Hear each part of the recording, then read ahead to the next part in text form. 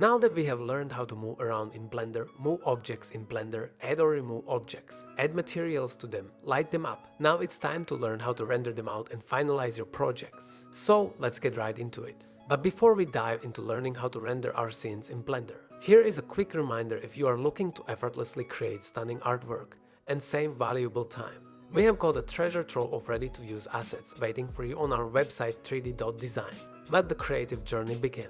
Hey, Sam from 3D here. In today's video, we are going to be talking about HDRIs and rendering. So, before I told you that there are ways of lighting objects in Blender with different lights. When you press Shift A, you can see all the lights over here. Well, there are more ways to light up your scene in Blender, and those are called HDRI, which stands for High Dynamic Range Image. So what are HDRIs? Don't worry, I'm going to take you through all of it. Here we have our trusty old monkey again.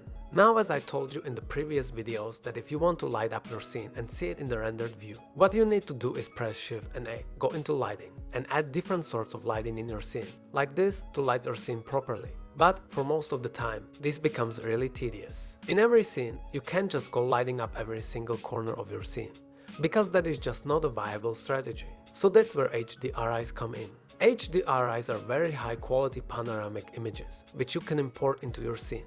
And they light up your scene in a very realistic manner. Instead of you going around with these little lights and lighting your scene one by one with every single light you put in the scene. So they make our work as 3D artists much easier and much faster. Let me just show you how you can add HDRIs to your scene and light your scene up very nicely. To add an HDRI to your scene, first you have to download them from a trusted website. Again, Polyheaven is one of the best websites to download free textures and HDRIs for your scenes. Once you reach Polyheaven, you just need to scroll down. Before I showed you that you can use textures from Polyheaven, now you have to go in this menu, Browse HDRIs. And you will see there are a lot of realistic looking scenes here. And they show you all of their lighting as well. So just choose whichever one you like. I am going to choose this one, which is the Autumn Field one. I'll just click it. And you'll have this window where it will show you how the HDRI looks and how it will light up your scene as well. So HDRIs come in two formats. One is XR and one is HDR. The XR format is very huge in size. Mostly when you are not creating that much of a high quality scene, you don't really need to use them because they tend to slow your scene down a lot. So for the most part, you can just use the HDR format. So just select that. Then from the menu, it will show you can download HDRIs up to 16,000 in resolution. You will never almost ever need to download HDRIs in that high resolution. To support your lighting, they aren't really gonna be the main focus point of your scene. So we can just download 1000 or 2000, and that will be more than enough for our lighting. So I'll just click it and click download. You go, our HDR has started downloading. Once our HDR has started downloading, I'll just remove these lights and I'm going to pull this window up, and from this menu over here I am going to go into the shader editor. Now you might remember shader editor as the editor we use to edit materials just like here. But there is one thing I did not tell you about the shader editor, which was that if you go into this drop down menu, you will see two more options, which is the world shader and the line style shader. You don't need to worry about line style shader right now. We will just click world shader. Now once we are in the world shader, you will see there is a strength just like we have for our lighting, and there is a color. If I go into the render tab, let me just change the color of the background and increase the strength. As you can see, our background is changing color, but it isn't really affecting the lighting as much. The lighting is very plain. In fact, you can't even see it if you just hover up here. So I'll just put it back down to gray and put the strength to 1. This is the menu we are going to be using to add HDRIs to our scene. Before we do that, you need to go into Edit, Preferences, Add-ons, and then search Node Wrangler. I asked you to turn on this add-on before as well, so be sure that you have this turned on. Once you have it turned on, just click out of it. Now what you have to do is click this background node over here. Once you click it, you need to press Ctrl T, and you will see that our screen goes completely pink. And we have these new nodes over here. So just click open on the environment texture node. Go find where you downloaded the HDRI. Here you go, there is my HDRI. I'm just going to click it and click on open image. And voila, look at that. All our scene has been improved and already lit up our monkey in a realistic manner. I am just going to change my rendering engine from Eevee to Cycles. And there we go, look at that. Isn't that beautiful? One by one into our scene, like this, and light it up. we did not have to do any of that. All we did was go into the shader editor. Click this drop down and go to the world settings. Be sure that node wrangler is turned on. Click Ctrl T on this and then just open up our HDRI. And our scene is all lit up already. There are cases when you need to use these simple lights as well that are in Blender, but for the most part you can use HDRIs to light up your scene as the basis, and then you can improve on them with these lights over here. So once we have all these lights, what we can do is I can increase the size of the plane by clicking on the plane and pressing S and increasing its size. Then I am going to add a camera into our scene and then I am going to position it right here, and I am going to press Ctrl, Alt and 0. And there we go, we have our camera set up with very nice lighting without having to go through that pain of adding lights one by one into our scene and trying to make it look very nice. Now imagine your scene is all set up, you have the camera ready, you have all the lights ready, but you don't know how to render out the image. What you are doing is just screenshotting the image and then showing it to your friends. But that's a big no-no, because we can't do that. We have to render out our stuff so it is high resolution and very presentable. So how do we do that? For that, you have to go in this tab over here, which is the render settings. But whenever you open it, there are just so many options, which you don't understand. Don't worry, I'm going to explain most of them to you to get you started, so you can render out your projects after lighting them and getting them set up. Now, in the previous videos, you might have heard me talk about the render engines, which is this option right here in the render settings menu. And when you click this drop down, there are Eevee, Workbench and Cycles. Now, what do these different render engines do? And you might be asking, which one should you use? So I'm going to explain all of that to you. The main two render engines of Blender are Eevee and Cycles. For now, you don't really need to worry about the Workbench render engine, because that's not really for you. The main difference between Eevee and Cycles is that Eevee is a real-time render engine. That means whenever we switch to Eevee and go into the rendered view, our computer can do the calculations and show our object, and however the scene is looking in real time. Eevee render engine is very fast and can be used on many systems, but unfortunately for that fast speed we have to let go the realism of our scene. So Eevee render engine is not that realistic looking, as you can see on our monkey right here. If I switch to Cycles real quick, you will see now we are getting a much realistic result. So the Eevee render engine is not that realistic, so you might be wondering why even use Eevee. Because Eevee is mostly used in stylized scenes, and in situations where realism is not that necessary. And real-time engines are also used in the games you play nowadays. Because you can't really be using engines like Cycles, which require a lot of good hardware and are not really that good in real-time scenarios. So in most games, engines like Eevee are used so that you can play games in real time and don't face a lot of lag or don't need a supercomputer to run the game. First, I will be talking about a few settings of Eevee, then we will switch to Cycle and I will be explaining that to you. Now in Eevee there is a setting called sampling. And there is an option for render and there is an option for viewports. This is basically the quality of your render. The more the samples are, the longer it will take to render and the higher quality it will be and less noisy it will be. And the same for viewports. If I increase the viewport amount as well, the render we see while we are in viewport will be much high quality. But in Eevee, you don't need to get these numbers so high. As you can see, the default numbers in Eevee are 16 for viewport and 64 for rendering.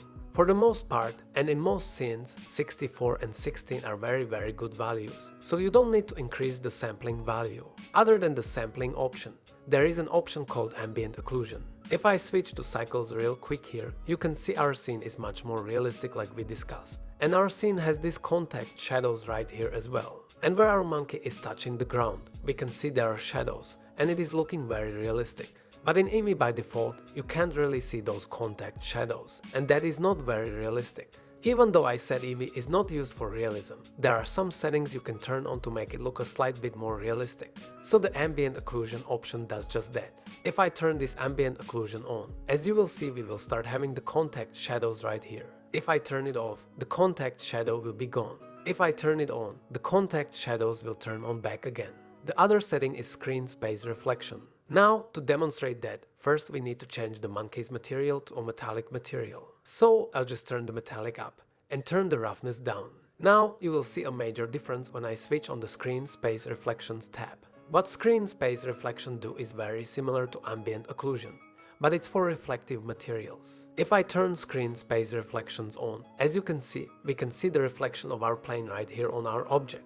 But if I turn this setting off, we can't really see that reflection of our plane on our monkey right here. But if I turn this on, we can see that our monkey has the reflections of the bottom plane as well. For now, ambient occlusion and screen space reflections are the two main settings you will be needing if you are going to render stuff in Blender. You don't need to worry about all the settings like subsurface scattering, motion blur, depth of field and all that because you won't be using them for now. In your starting renders and whenever you are starting out in Blender or making few starter projects. These two settings are the main settings that can get you good looking results if you don't have the PC good enough to run cycles. Now I just said something very crucial. I said if you don't have a PC good enough to run cycles, and that is exactly what I meant. Because to run cycles, you need to have a very good PC, because cycles is not a real-time render like Eevee. If I go into cycles, you will see if I move around, it's not as smooth as Eevee. In Eevee, when I'm moving around, it's very quick. We don't see the noise, we don't see anything, it's like we are just moving around in the viewports. And it's very fast. But in cycles, it's not really like that. For me, it's a lot faster because I am working with a very good PC. But if you don't have a very good PC and just are starting out in Blender, it might be a lot blurry for you. It might even take a few seconds if you move around for the scene to clear up. So keep in mind, to run cycles properly, you need to have a very good PC. That doesn't mean you can't run cycles on a very bad PC, but it will just be very slow. Even if I go into the camera view, it clears up for me very fast. But it might not clear up for you or denoise for you very quickly. Rendering in cycles can also be helped if you have a good GPU. In the other tutorial, I told you about how if you have a good graphics card, you should go into Edit, Preferences System, and if you have an AMD graphics card, you will have to go in HIP. If you have an NVIDIA graphic card, you can go into either CUDA or Optics, and you can turn these options on. What this means is that whenever you are using Cycles render engine, Blender will be using both your CPU and your graphic card to make stuff faster for you and to render stuff faster for you. So as you can see, I have these turned on. If you have a graphics card, you need to turn these on as well. So once you have these turned on, as you can see in Cycles, whenever we switch to Cycle, we have two more options right here, Feature Set and Device. You don't need to worry about Feature Set. But what the device drop down does is that you can switch your computing power from your CPU to your GPU. And that means our scenes will be even faster if you have a very good GPU. I am running a 3060 Ti, so my renderings are much faster. But again, if you don't have a latest graphics card, it might still be slow for you, but it will be. But it will be better than just using the CPU option right here. So, because I have a good graphics card, I'm going to turn this to GPU compute. If you don't have a graphics card at all, you can run it on CPU as well, it won't be a problem. So, the only options in the Cycles render engine that you need to worry about are the sampling options. As you can see, we don't really have the ambient occlusion and screen space deflection options in this one, because in Cycles, it's not really needed. Because we already have the needed shadows and needed realism by default in Cycles, so we don't really need that. Also, a quick little tip for you guys, if you want to make your renderings faster and you just want to see the camera view and don't want the camera view to render everything on the sides, before I showed you that you can press the camera and go into this menu and crank up the passepartout value. But in Cycles, what you can do is press Ctrl B and then select the camera area, and as you can see, everything else gets blacked out. And now your camera view will be much faster and it won't take as much time to render out whenever you are using Cycles. So this is a quick little hack. If you are working with a low-end PC, what you can do is press Ctrl+B and then just highlight your camera area while being in the camera view. You just select your camera and select that window to only be rendered, so your computer doesn't have to spend its resources rendering everything else that you don't really need. Back in the render settings, as I said, all you need to worry about are the sampling options. As you can see, for Cycles render engine, the sampling options are a lot more and look a lot more complicated as well, but we will go through them one by one. In the viewport sampling options, it is the same thing again. The higher the max sample value, the higher the quality of your render will be in your viewports. That means this area right here. But again, the default value for this is pretty good, so we will just put it to 1024. And then there is a minimum samples value. We don't need to worry about that for now. Then comes the denoise option. Denoise option comes in really handy. Again, if you are working with a low-end computer or if you're working with a bigger scene overall, if you click the denoise option, what it will do is smartly remove all the noise from your scene whenever you are viewing it in viewport. Now you can see even if I move around, I don't see that noise that was appearing before on my screen. I'll just show you real quick what noise I'm talking about if I uncheck the denoise option. As you can see, whenever I move around, there is a sort of noise, grungy noise on my screen, and it clears up whenever I stop my camera. If I click the denoise option, that noise does not appear and our scene looks much more clear to us. So it's better to have the denoise option checked on. But in some cases, the denoise option does blur out your scene a little bit and does not let you see the finer details of your scene. So keep that in mind. For the rendering options, the settings are very similar. There's the noise threshold. We can just uncheck that because it's not really needed. Then there is the samples option again, which I just told you, the higher the samples, the higher quality or clearer your render will be. This sample settings directly correlates to your resolution setting over here. The higher your resolution, the higher quality your image will be. And the higher the samples, the clearer your image will be. So there is a big difference in both of them. I would just recommend you keep the resolution settings the same. And in these render samples, put this down to 2, 10, 24, or again, if you're working with a low-end computer, you can even put it down to 5, 12, and it should be more than enough. But as you can see, the values we are putting in the sampling option are very specific and weird. Like 4, 8, 16, 32, you might be asking what that is about. So the best practice to add the amount of samples to your scene is on the multiples of 2, 4, 8, 16, 32, and so on and so forth. We only put the values on samples by the multiples of 2 because that is what's best recommended by the software itself. So I'll just put it to 1024. There is also a time limit option.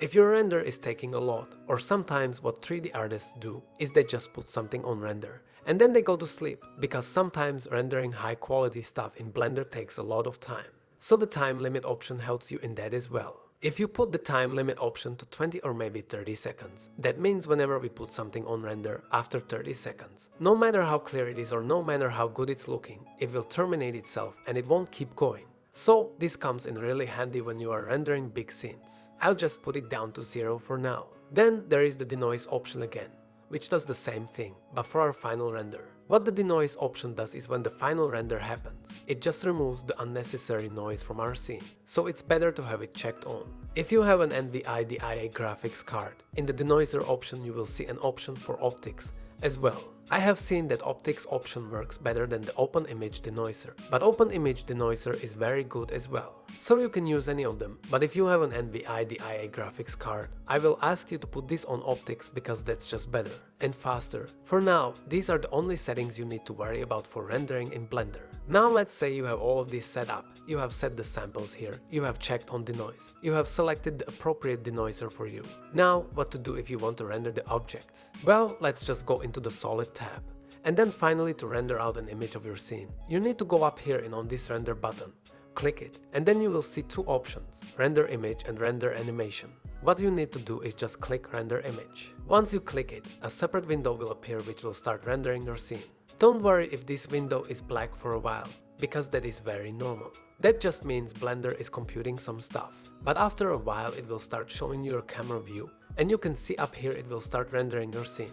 It will start rendering all the samples one by one, and you will see your scene get clearer and clearer in real time. And it will tell you also the time remaining for the render to get completed, and also the time elapsed. And there we go, my render is all done. It took me 35 seconds to do the render. But wait a second, don't instantly close this window. Because even though your render is done, this render is not saved yet. To save the render, what you need to do is go up here on image, save as, and save it in whatever folder you like. So I am just going to save it here, monkey render. And then once I have named it appropriately, I can choose different formats from here. It gives me a lot of options like JPEG, PNG, DPX. You can choose your file format. You can choose the color. Either you want it in black and white, RGB, RGBA. RGB, as you know, stands for red, green, blue, and means the image that will be rendered out is gonna have color. And RGBA stands for red, green, blue, alpha. We use this format when we have to render out a transparent image. We will go into more detail about it in another video. And also we have color depth, compression. Most of the time you can just keep the settings as they are and then click Save Image. Now you can confidently close this window and you can navigate to the folder in which you have the render saved. Once you navigate to that folder, you can just open up your image. And there we go. Look at that, we have a very high quality image of our render and our scene. I can zoom in and show you, and you can see it is a very good quality image. And there you go, that's how you can render out your scenes once you are done with them. and once you have lit them up appropriately. This video is the second last video of our series of tutorials for beginners in Blender. The last video after this that we are going to make a beautiful scene in Blender together with all the stuff we have learned in the previous tutorials. And then we are going to render it out, light it up, model it. And then we can render it out to show it to our friends and family, and to maybe just to show it to yourself and be proud of yourself. So this will conclude today's video. Let me know if you have any questions in the comments section below. Thank you so much for watching, and before signing off, don't forget to check out our vast library of 3D character models at 3D.design. I'll catch you in the next one. Thanks.